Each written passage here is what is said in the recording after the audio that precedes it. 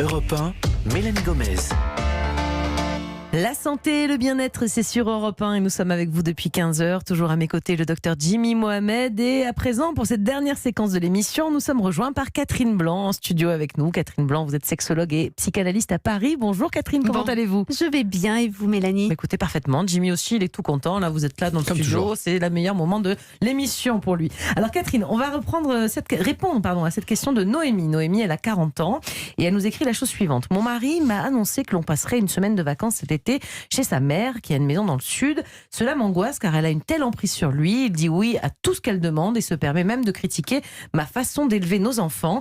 Que dois-je faire pour que tout se passe bien ? Alors bon, là, les conflits belle-mère, belle-fille, c'est quand même quelque chose d'assez fréquent. Comment on explique que le mari de Noémie dise tout finalement à ce que sa mère, parce que ce qu'elle lui reproche, à ce que sa mère lui demande ? En fait, ce qui est compliqué, c'est qu'on a beau être un mari, un papa, auprès de ses parents, surtout sur le territoire des parents, on redevient très volontiers l'enfant de son parent. On se remet dans une situation où on oublie sa propre autorité, sa propre lecture, ses propres créativités sur l'idée que l'on se fait de comment on élève un enfant ou on ne l'élève pas, etc. Et une maman, dans la mesure où elle reçoit, elle s'attend aussi à ce que son enfant redevienne son enfant. Exactement. Et donc du coup, elle est pleine de conseils qui sont plutôt parfois des ordres, parce que évidemment, ce serait remettre en question l'éducation de ma maman si je lui disais que je ne veux pas qu'on fonctionne de telle et telle manière.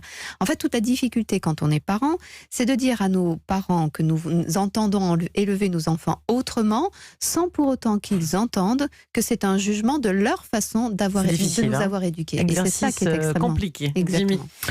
Surtout que quand nos parents nous regardent, ils nous voient toujours comme leurs enfants, des enfants, et même on a beau avoir 30, 40, 50, 60 ans, peu importe, on reste leurs enfants. Et donc est-ce que on ne devrait pas, le temps d'une semaine, laisser couler l'affaire et puis on va s'en remettre. On a 51 autres semaines pour asseoir notre autorité sur les enfants et faire un peu ce qu'on veut, non ? Mais je crois que c'est ce qui se passe justement, sauf que pour la belle-fille, n'est pas du tout la même chose. C'est pas la fille de la maman. C'est ça. C'est donc le fils évidemment considère que c'est plutôt cool.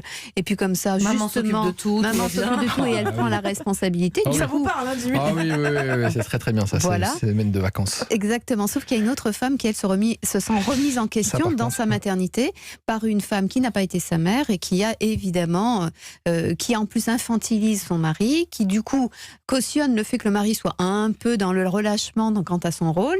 Et évidemment que ça devient la guerre des clochers entre maman et entre l'épouse et la belle-mère, ce qui crée évidemment des tensions dans le couple, puisque justement il y a un fils qui est tout content de retrouver la douceur du giron maternel et une femme qui revendique d'être reconnue par son mari comme étant légitime, et donc il monte au créneau contre sa mère, ce qui est compliqué parce qu'évidemment que si on est parti de chez sa mère et qu'on est allé aimer ailleurs, c'est qu'évidemment on voyait dans une autre direction.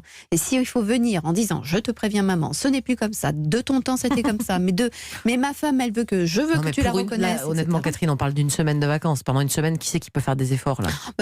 Évidemment, tout le monde un petit peu, mais bon, je pense que de toute façon, à partir du moment où on est reçu quelque part, c'est la loi du lieu où on est reçu. Celui qui est le chef de la maison, c'est le chef de la maison, un petit peu. C'est les règles de la maison. Et si on ne veut pas des règles d'une maison, on n'y va tout simplement pas. En effet. C'est ça. Oui, parce que si tu es à Rome, vis comme les Romains, et si t'es pas content, tu vas ailleurs. Donc à partir de ce moment-là, on est sous son toit, donc peut-être sous ses règles. Donc il faut peut-être concilier les choses. Surtout que souvent, on va s'engueuler pour des broutilles, l'heure du coucher, le repas, le bain, des choses qui peut-être n'ont pas un réel impact sur l'éducation et l'évolution même du couple ou même de la façon dont on voit éduquer les enfants. Oui, surtout qu'en général, de toute façon, il faut bien se dire que les vacances sont des temps hors du réel de la vie de tous les jours, hors du quotidien. Donc il n'est pas question de dire si vous commencez à lui donner des gâteaux maintenant, moi je pourrai plus les tenir ensuite. Les vacances doivent avoir des allures de vacances. Les dodos des vacances sont les dodos des vacances. Les autorisations de sortir de table ou pas, qui sont dans un lieu ou dans un autre. Si elle a envie, la belle-mère, d'élever les enfants pendant une semaine, qu'elle s'en occupe, non ? Mais même plus longtemps, on sort d'un confinement très compliqué, donc il n'y a aucun problème. 2-3 semaines, c'est oui, sans problème. Mais s'il y a un conflit entre la mère et la belle-fille, mais le mari doit prendre le parti de qui ? Celui de sa mère ou celui de sa femme ? C'est compliqué ça. Eh bien, je dirais qu'il doit dire à sa maman que c'est sa femme et qu'elle a besoin aussi d'être reconnue dans sa réalité parce qu'elle n'est pas sa petite fille. Ceci étant, dire aussi à son épouse qu'elle soit un peu plus, qu'elle n'ait pas peur de perdre son rôle puisque son rôle restera définitivement son rôle. Quand bien même la grand-mère serait merveilleuse pour les enfants, la maman reste la maman, donc il n'y a pas de peur à avoir. Voilà, merci beaucoup Catherine pour tous vos conseils précieux.